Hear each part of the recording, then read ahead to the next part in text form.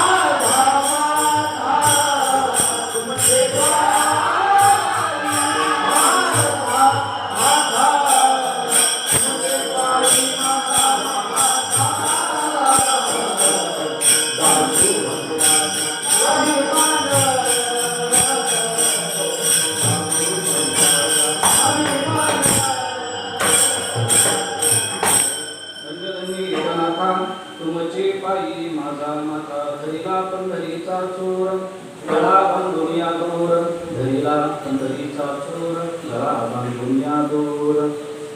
कीर्तनरूपी शिविरता निवडलेला अभंग जगद्वंते महाराष्ट्र भूषण भगवान परमात्म्याच्या गडिवार भक्त असणाऱ्या श्री संत जनाबाई महाराज यांचा पाच चरणाचा भगवान पंढरीला परमात्म्याला चोर समजून, चोर या अवच्छेदकाने मी त्याला धरलं, त्या धरण्याकरता मी काय काय सायास केले याचा अनुवाद करणारा अभंग शिविरकर्ता निवडलेला आहे.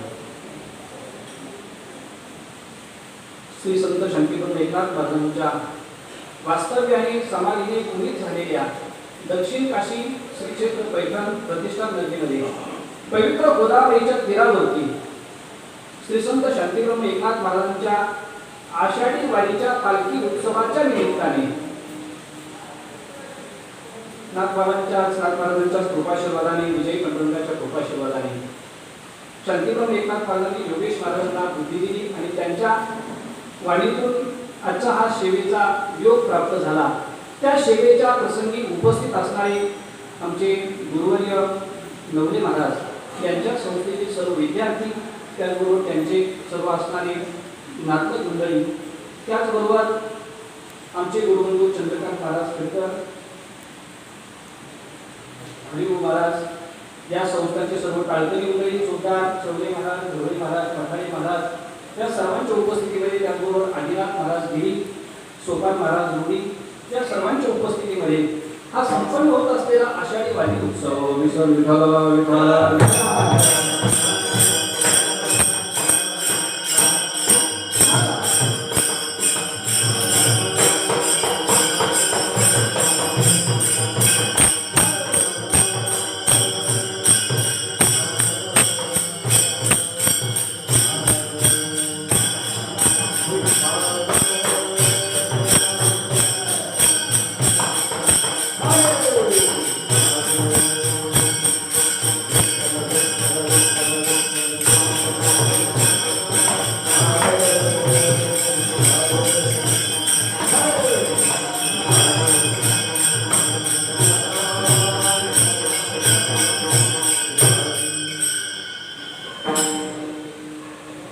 शांतीब्रह्म एकनाथ परमहंसांच्या पालखी समोर आजच्या 9व्या दिवसाची कीर्तन रूपी सेवा आपण साजरी करत आहोत.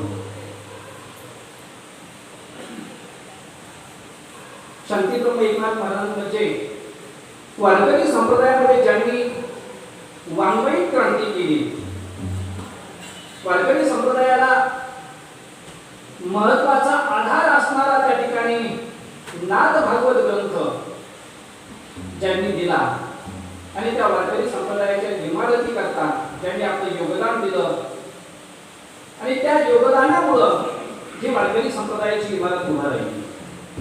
तसं इमारतीमध्ये प्रत्येक भाग हा महत्वाचा असतो, परंतु त्यातली त्यात खांब हा सर्वात महत्वाचा असतो. पाया काही इतका महत्वाचा नाही अशा प्रकारे पायाही महत्वाचाच आहे, परंतु त्या पायाबरोबर खांबही तितकाच महत्वाचा आहे. जनार्दन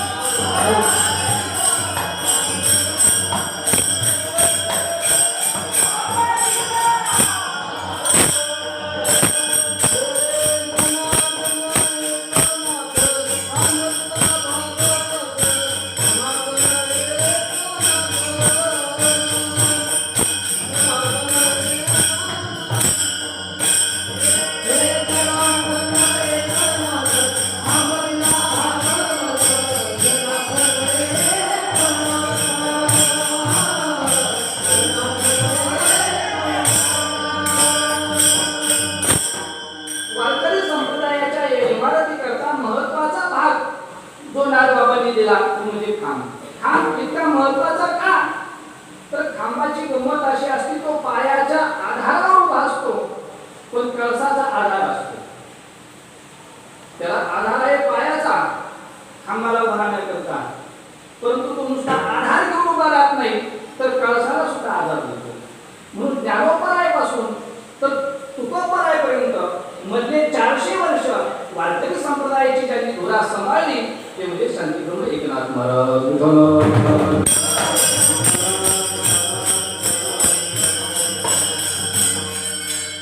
त्यामुळे आपलं सर्वांचं वाक्य आहे की नाथ महाराज समोर आपण त्या ठिकाणी कीर्तनाचा कार्यक्रम करतो. एरवी बाहेर गावाला कीर्तनाला गेल्याच्या नंतर नाथांची समाधी मनात आणण्याचा आपण प्रयत्न करतो. सर्वच कीर्तनकार मंडळी नाथांच्या समाधीचं दर्शन घेऊन आपण कीर्तनाला सुरुवात करण्याचा प्रयत्न करतो डोळे झाकून. इथं मात्र डोळे उघडे ठेवून आपल्याला नाथांची समाधी समोर दिसते आणि त्या समोर कीर्तन करायला मिळतं. वास्तविक पाहता ज्यावेळेस योगेश महाराजांचा फोन येतो की या कीर्तनाला तुम्ही या, त्यावेळेस त्या ठिकाणी असं वाटतं की आपण कीर्तनकार झाल्याचं सार्थक झालं. बाहेर काही अपेक्षा पोटी काही लौकिकापोटी कीर्तन करणं वेगळं, पण इथं कीर्तन करत असताना मात्र आपली सेवा हाच धर्म आपल्या समोर असतो आणि त्या सेवा या धर्मानेच त्या ठिकाणी आपण कीर्तन करतो. तशी आमच्या संस्थांची दिंडी नसती, त्यामुळे मला वाडीत कीर्तन भेटणं शक्य नाही. पण इथं मात्र मागच्या वर्षीपासून योगेश महाराज फोन करतात, कीर्तन भेटतं. म्हणून चौधरी महाराज माझ्या मनात असं एखादं द्विधा मनस्थिती येते, म्हणजे कोरोना गेला पाहिजे की नाही गेला पाहिजे. असं वाटतं कोरोना असल्यामुळे संस्था बंद आहे आणि बरं संस्था चालू होईल, कोरोना गेल्यामुळे हे कीर्तन जाईल तोपर्यंत.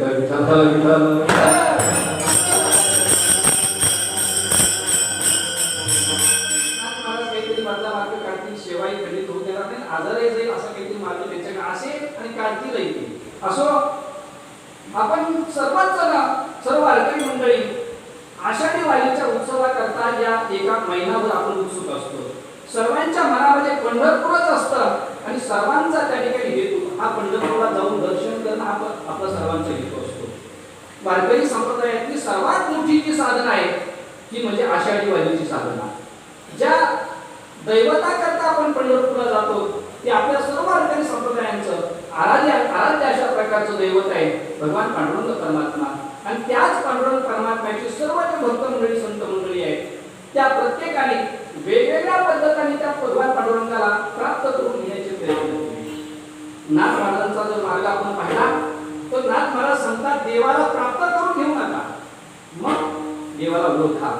ओळखीला हनी धन्य संसारी किंवा ओळखीला हनी साठेला पोटी.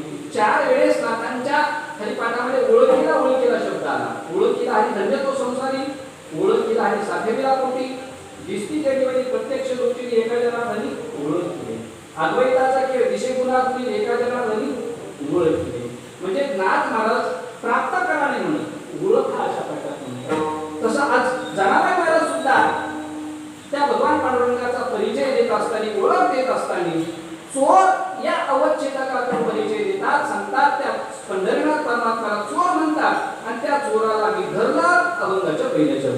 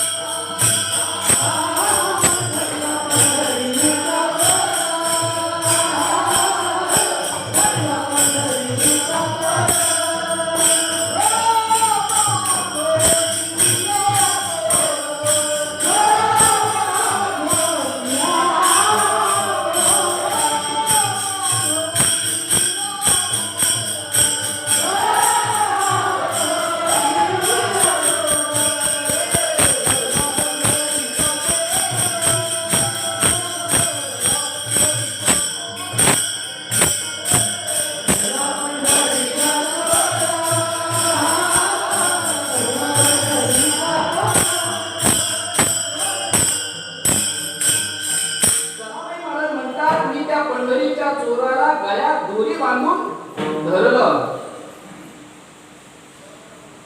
तर महाराज गंमत अशी आहे, आमच्या मठामध्ये गीताभवन वारकरी शिक्षण संस्थेमध्ये आम्ही सुद्धा पालखीचा प्रस्थान झाल्यापासून कीर्तन चालू केले. जवळजवळ 23 दिवस म्हणजे काल्याच्या अर्ध्या दिवसापर्यंत 23 तारखेपर्यंत कीर्तन करायचे आणि याच एका अभंगामध्ये आम्ही 23 दिवस कीर्तन करायचं ठरवलेलं आहे. त्यामुळं आमचं जिथपर्यंत चिंतन आलं होतं तिथपासून पुढे सुरू होतो चिंतनाला. कारण तुमचे नेम तुम्हाला, आमचे नेम आम्हाला.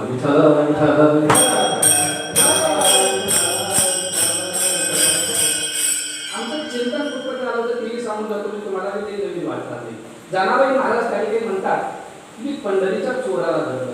चोराची उपमा भगवान पांडुरंगाला देतात तर जनाबाई महाराजांना असं कोणतं चोराचं लक्षण पांडुरंगाच्या ठिकाणी दिसलं म्हणून जनाबाई महाराज पांडुरंगाला चोर म्हणतात. हे आमचं चिंतन चालू आहे. तर 16 चोराचे लक्षण आम्ही बघितले. त्यातलं पहिलं त्या ठिकाणी लक्षण आहे चोराचं. चोर हा जुना असला पाहिजे, खूप नवीन असला पाहिजे, बऱ्याच दिवसाचा चोरी करणार असला पाहिजे.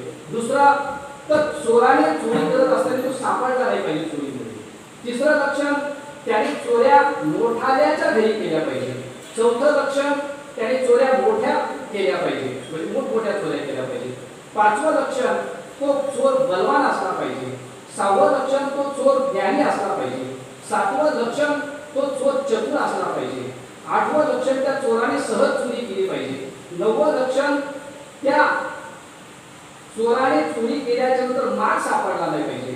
10वं लक्षण त्या चोराने चोरी करण्याकरता जे कपडे घातले ते कपडे त्या ठिकाणी भिजले नसले पाहिजे, आवळ असले पाहिजे. आणि 12वं लक्षण त्या चोराने चोरी करत असताना कपडे काळे रंगाचे घातले पाहिजे, दुसऱ्या रंगाचे पांढऱ्या रंगाचे जमणार नाही. 14वं लक्षण त्याला ज्या गावात चोरी करायची आहे त्या गावात त्याला कोणीतरी आधार देणारा पाहिजे. 15वं लक्षण ज्या गावातून त्याने चोरी करून माल आणलाय तो माल घेणारा सुद्धा कोणीतरी असला पाहिजे. आणि 16वं लक्षण ज्या गावात तो राहतो त्या गावात त्याने चोरी केली पाहिजे. हे 16 लक्षण आहेत चोराचे. एवढे सांगून वेळ घेणार नाही. आपले आतापर्यंत आमच्या मठामध्ये मला वाटते 9 लक्षणं झाले. त्या 10व्या लक्षणापासून सुरुवात करतो.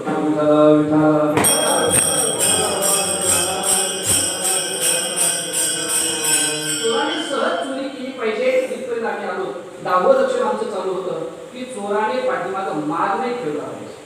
खरा तो चोर तो असतो, त्याने जर माग पाठीमागे ठेवला तर तो चोरी करणारा पकडला जातो. त्याच्यामध्ये माग म्हणजे तो चोरी करायला आला, त्या घरातल्या वस्तू येत असताना त्याची एखादी जरी वस्तू तिला सापडली तर तो चोर पकडला जातो.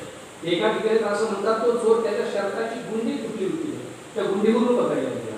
थोडा जरी माग राहिला किंवा तो पायी पायी चालत गेला तर पावलाची ठसे उमटतात तरी असे काहीतरी माग शिल्लक जर राहिला तर तो चोर पकडला जातो.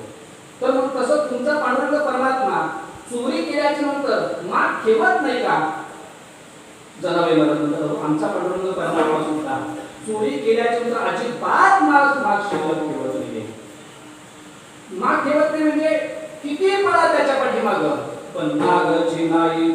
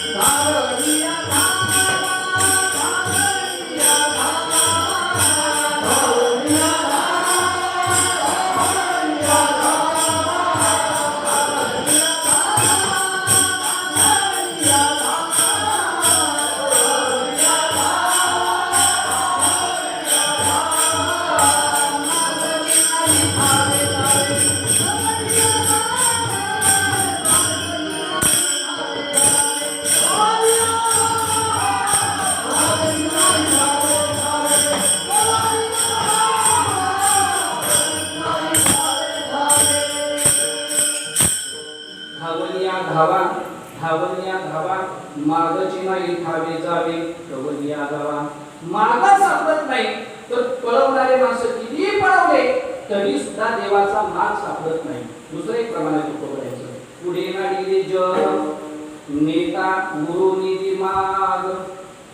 ज्यावेळेस पांडुरंग परमात्मा आपलं चोरून नेतो, चोरी करतो त्यावेळेस त्या ठिकाणी पांडुरंग परमात्मा कोणत्याही प्रकारचा माग शिल्लक ठेवत नाही.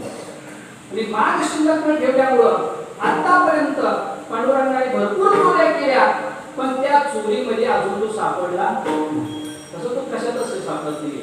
म्हणजे तो खेळातही सापडला नाही, चोरीतही सापडला नाही, कशातच सापडला नाही.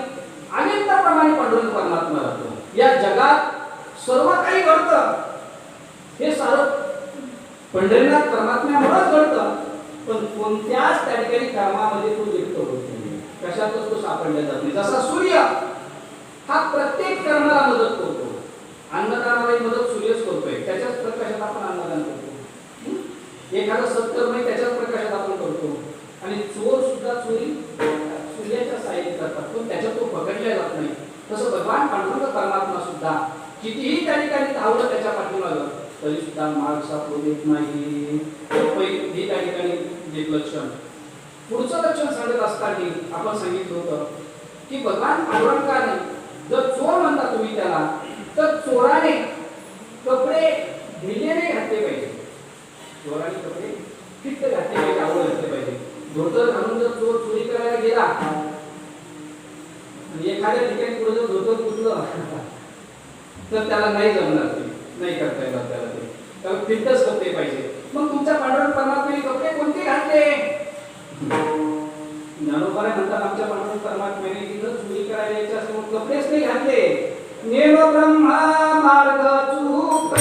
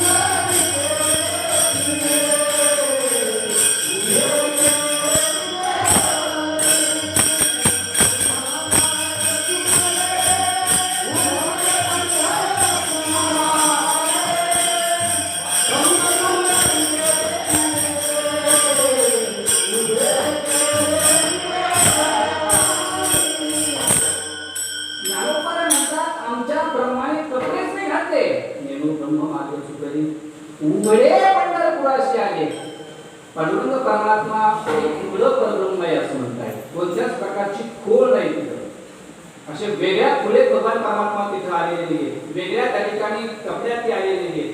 उघडा अशा प्रकारचं परब्रह्म आहे. तसं वारकरी संप्रदायाचं ब्रह्मही उघडच आहे आणि वारकरी संप्रदायाचा मंत्र सुद्धा उघडाच आहे. सर्व त्या ठिकाणी त्याच्यात कोणतेच त्या ठिकाणी टाकायचा कार्यक्रम नाहीये. म्हणून कपडे घातले पाहिजे तर उघडेच आले भगवान परमात्मा. त्याच्यानंतर चोराचं लक्षण आम्ही बघितलं होतं आमच्या अल्पमतीप्रमाणे की भगवान पांडुरंग परमात्म्याला जर तुम्ही चोर म्हणता तर चोराचं अजून एक लक्षण असं आहे की चोरी करत असताना चोराने पांढरे कपडे नाही घातले पाहिजे, काळेच कपडे घातले पाहिजे. काळे कपडे जर घातले तर रात्रीच्या अंधारामध्ये ते कपडे चमकत नाही आणि चोर दिसत नाही पळत असताना. पांढरे कपडे जर चोराने घातले तर तो कोणत्या दिशेला पळतोय हे चमकलं जातं, दिसतं त्याला. म्हणून पांढऱ्या कपड्यात चोरी करता येत नाही. फक्त पांढऱ्या कपड्यात चोरी दोनच जणांना जमते. रेकॉर्डिंग चालू असल्यावर मी सांगणार नाही बघा. नाही गाडी मला किती विचारा पण मी सांगणार नाही, पण नको जमणार नाही. मी विचारा तुम्ही पण नाही सांगणार म्हणजे नाही सांगणार. विठाला विठाला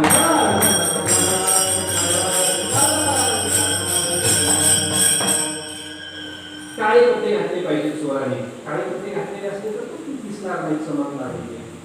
तुमच्या पांडुरंग परमात्म्याने काळे कपडे घातलेत का? नरोबरा म्हणतात आमच्या पांडुरंगाने काळे कपडे घातले नाही, नाही त्याला काळे कपडे घालायची गरजच नाही.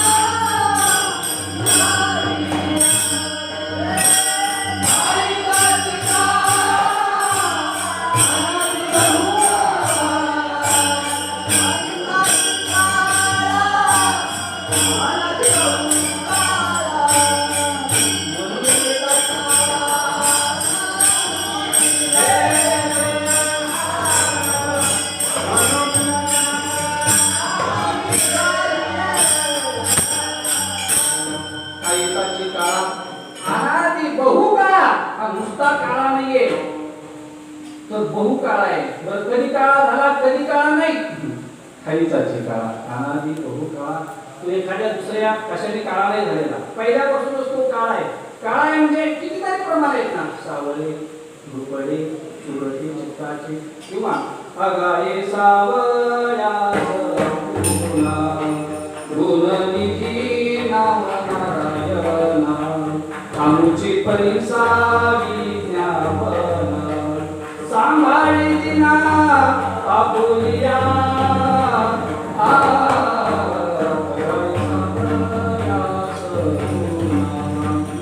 सावळा आहे ते, काळा आहे.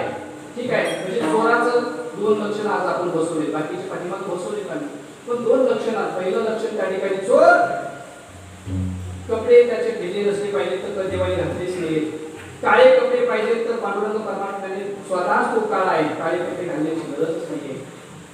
आणि 13वा लक्षण आहे ते म्हणजे ज्या चोराला चोरी करायची आहे तो चोर निर्दयी असला पाहिजे, दया नसली पाहिजे त्या चोराच्या अंतःकरणामध्ये.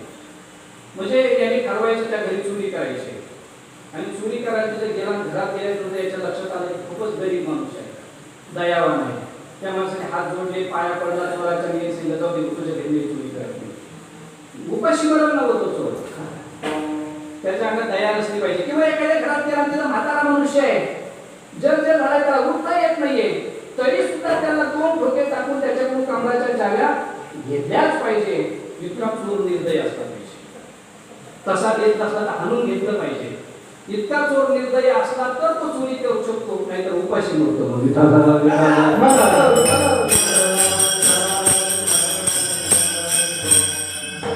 गरीब जरी असला आणि देण्याची भूमिका असली तरी सुद्धा त्याच्याकडून पंगत आपला जर कोणाच्या लक्षात आला असं तर काढून टाकायचे, पण मला वाटतं हे नाही लवकर दिले पाहिजे.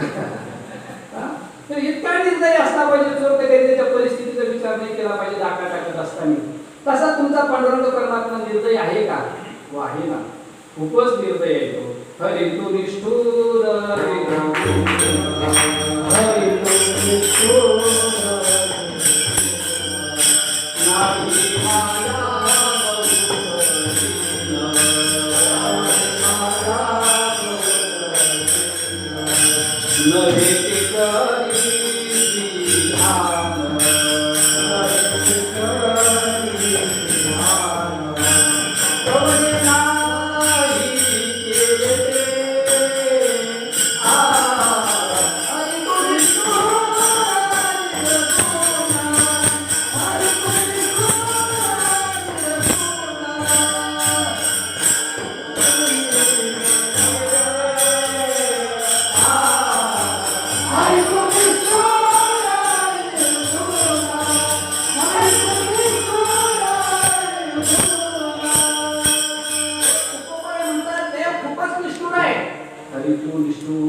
निर्गुण आहे, नाही माया, अजिबात दया येत नाही भगवान पांडुरंग परमात्म्याला.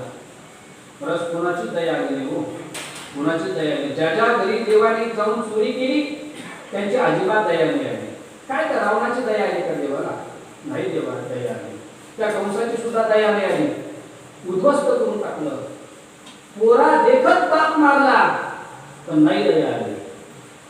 भक्त प्रल्हाद हिरण्यकशिपूला मारलं, नाही दया आली. कितीतरी ठिकाणी भगवान पांडुरंगाने चोऱ्या केल्या, जाऊन त्या ठिकाणी कृत्य केलं तर त्यांची दया नाही आली. जो पाप करतो त्याची दया आपल्याला येते की तू किती भोग भोगतोय आता, पण देवाला नाही दया येते. आता सध्या सुद्धा जगामध्ये आपण जर पाहिले माणसं तर खूप गरीब आहेत, खूप गरीब आहेत. काही आपण काय किंवा पंढरपूरला जरी आपण गेलो तर चंद्रभागेमध्ये पडलेले असतात ते लोक. दया येते आपल्याला, दया येते म्हणून तर आपण देशातले आपल्या कष्टाचे 10 रुपये करून आपण त्यांच्या ताटात टाकतो. आपल्याला दया येते, आपल्याकडे 10 रुपयाची ऐपत असताना 10 रुपये देतो, पण त्या पंढरपूरला नाही दया येते त्यांच्यावर. असं म्हणतात कोणत्या संतांच्या बाबतीत ते कोणाला माहिती, ते नाही सांगायचं मला. कोणी नागरावरी ते कृष्णाला लावतात, दुसरीकडे लावतात. ती त्या संतांनाच त्या भिक्षुकाची दया आहे. तो संत त्या पांडुरंगाला म्हणे की यांना मुक्त करून टाका, जे डोळे पांगळे आढळले, पांगळे जे गरिबी दुःखी दुःखात बसतात त्याला मुक्त करून टाका. तर देवाने सांगितलं हे शक्य नाही, माझ्याकडून ते होणार नाही का? तर त्यांचे कर्म तसे आहेत, पण शेवटी त्यांनाही तिथं बसवलं, त्या दृष्टीनं दृष्टीनं पाहायला लावलं, त्यांच्याही लक्षात आलं हे कर्म त्यांचे तसेच आहेत. कितीतरी लोक सध्या दुःखात ठिसपत असतात ना, मग त्यावेळेस आपण हेच ठरवलं पाहिजे की ते आपल्या ताब्यातून सुटतील. आपल्याला त्रास देणारे लोक आपल्या ताब्यातून सुटतील, पण देवाच्या ताब्यातून सुटणार नाही.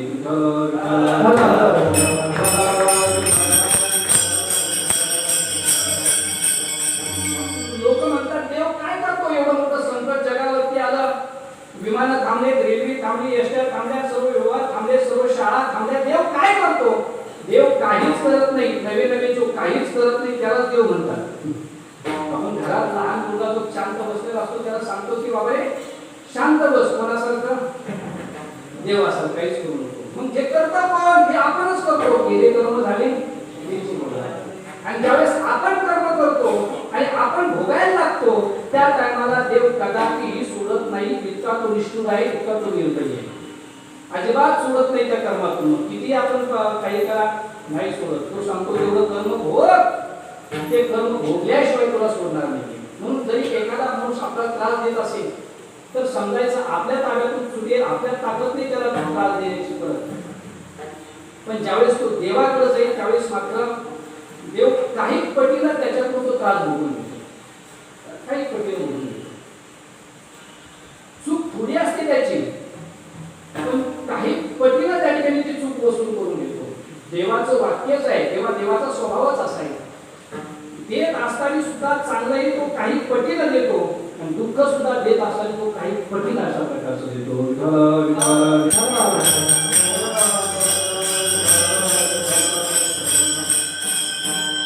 रावणाने रामचंद्र प्रभूची फक्त पत्नी चोरून दिली, दुसरं काय केलं होतं? पत्नी चोरून दिली. पण रामचंद्र प्रभूने काहीच ठेवलं नाही, त्याचं काहीच ठेवलं नाही. म्हणजे गुरु कुशीने ठाव कुशीने काहीच सुद्धा ठेवलं नाही. म्हणजे त्याच्यामध्ये त्या ठिकाणी एकदा का देवाच्या कचाऱ्यात सापडला की देवाला दया माया काहीच येत नाही.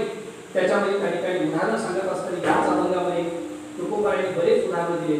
दोन्ही हरिश्चंद्राचे वैभव, हरिश्चंद्राची सुद्धा त्या ठिकाणी परीक्षा घेत असताना मला स्वतःचा मुलगा, स्वतःची बायको विकावं लागले, त्यांना ठेवावं लागले. किंवा तो त्याच्यातच अजून उदाहरण आहे स्त्रिया देशाचा राजा.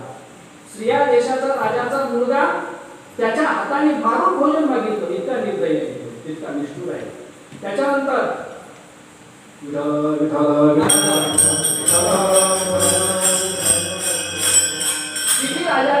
शिबी राजाच्या मांडीचं मांस टाकून घेतलं, इतका निर्दयी. अजून त्याच्यामध्ये त्या ठिकाणी उदाहरण दिले त्याच अभंगामध्ये करुण भिडता समारंगणी बाणी केला रवी तेथे पाडूनी मागाशी दात तयाशी. कर्णाच्या बाबतीमध्ये आपण ऐकतो किती देवाची निर्दयीपणा आहे, किती निष्ठुरपणा आहे.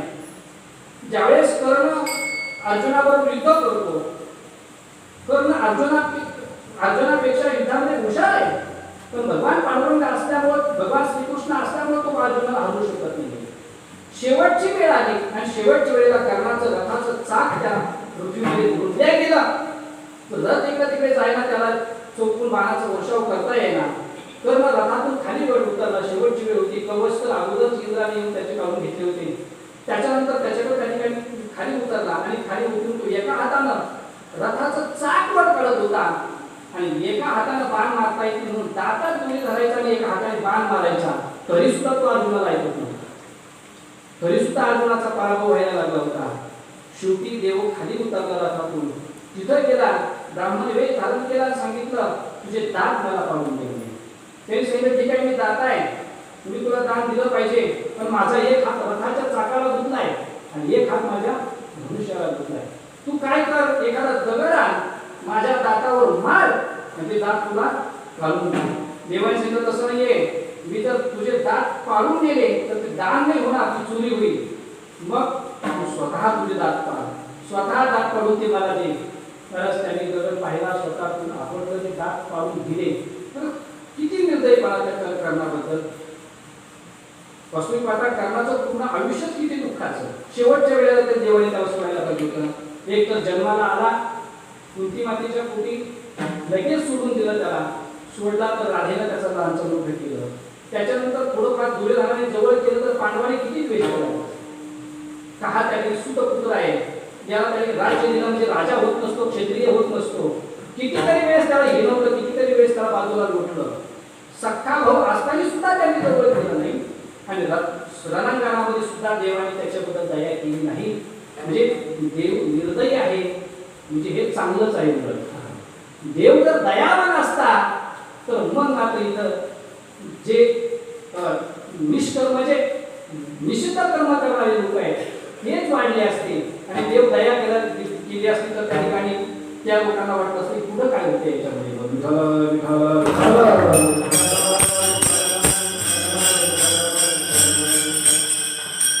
म्हणजे देव दया करत नाही हे उलट चांगलं आहे. जो वाईट कर्म करेल त्याचे कर्माचे भोग त्याला तो देव देणार म्हणजे देणार. त्याच्यातून तो अजिबात सोडत नाही, कोणत्याही प्रकारची दया दाखवत नाही. म्हणून चोर हा निर्दयी असला पाहिजे. तर आमचा पांडुरंग परमात्मा सुद्धा खूप निर्दयी आहे, त्याला कोणत्याच प्रकारची दया येत नाही.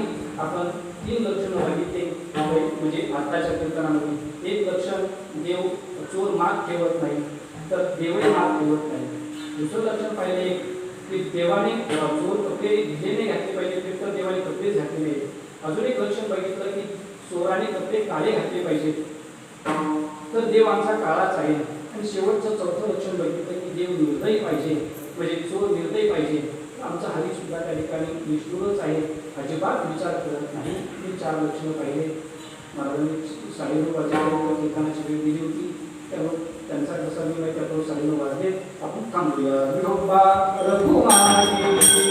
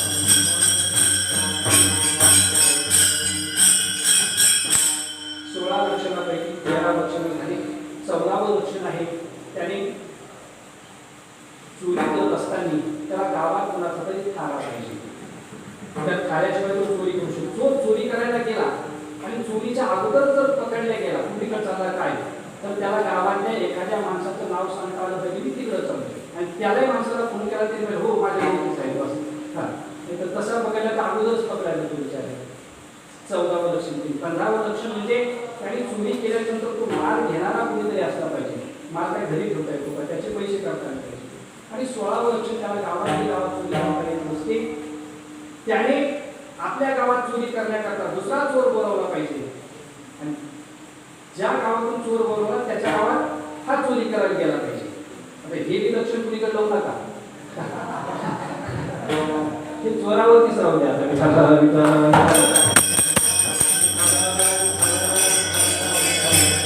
हे 3 लक्षण आहेत. हे 3 लक्षणं उद्या आमच्या फळावरती आम्ही त्या ठिकाणी बघू. शांतिप्रभू एकनाथ महाराजांच्या समोर आज कीर्तन करण्याचा योग झाला. म्हणजे आजची जी सेवेचा योग आहे म्हणजे समाधी समोरही आहे की नाथ महाराजांच्या चरण कमलाजवळ सुद्धा त्या ठिकाणी योग आहे. 2 अधिष्ठान आपल्या समोर त्या ठिकाणी दिसत आहेत. मी समोर गेलो. नाथ महाराजांनी वारकरी संप्रदायाची मालिका खांब दिला आणि खांबावरची जबाबदारी असते. पायाचा त्यांनी आधार घेतलेला असतो आणि कळसाला त्यांनी आधार दिलेला असतो. म्हणून बघा नाथांचं वाङ्मय जर आपण बघितलं तर नाथ महाराजांनी ज्ञानोबरायांच्या पायाचा आधार घेतलाय आणि तुकोबरायांच्या गाथ्याला आधार दिलाय. तुकोबरायांच्या गाथ्याला आधार दिला आणि ज्ञानोबरायांच्या पायाचा आधार घेतला. म्हणून जर आपण भागवत वाचायला बसलो आणि अगोदर जर ज्ञानेश्वरी वाचली असेल आपण तर त्या भागवताचं विस्तृतीकरण आपल्याला म्हणजे ज्ञानेश्वरीचं विस्तृतीकरण आपल्याला भागवतामध्ये दिसतं. जशाच्या तशा ओव्या कितीतरी भागवतामध्ये आलेल्या आहेत. ऐशी माझी नामघोषी नाहीच तरी विश्वाची दुःखी अवघी जगत मार्ग होते दुमदुमीत भरली अशीच भूमी त्या ठिकाणी भागवतात आहे. फक्त शेवटचं त्या ठिकाणी थोडासा तुला वेगळा आहे. म्हणजे आता हे सर्व सांगायला आपल्या वेळ संपला आहे. मला एवढंच सांगायचं आहे नाथ महाराजांनी ज्ञानोबरायांचा आधार घेतला आणि तुकोबरायांना आधार दिला. अशा नाथांच्या भूमीवरील आपण त्या ठिकाणी सेवा करताय. मलाही सेवेची संधी श्री हरिभक्तपरायण परमपूजनीय योगेश महाराज यांनी दिली. अशीच त्यांना नाथांनी सद्बुद्धी देऊन वेळोवेळी आमच्याकडून त्यांनी सेवा करावी अशी सदिच्छा व्यक्त करतो. देवी सेवा शांतिप्रभू एकनाथ महाराजांच्या विजय पांडुरंगांच्या गोदावरी मातेच्या सद्गुरू गोरक्षनाथ महाराज यांच्या चरणी अर्पण करून शिबिरा या ठिकाणी ज्ञानेश्वर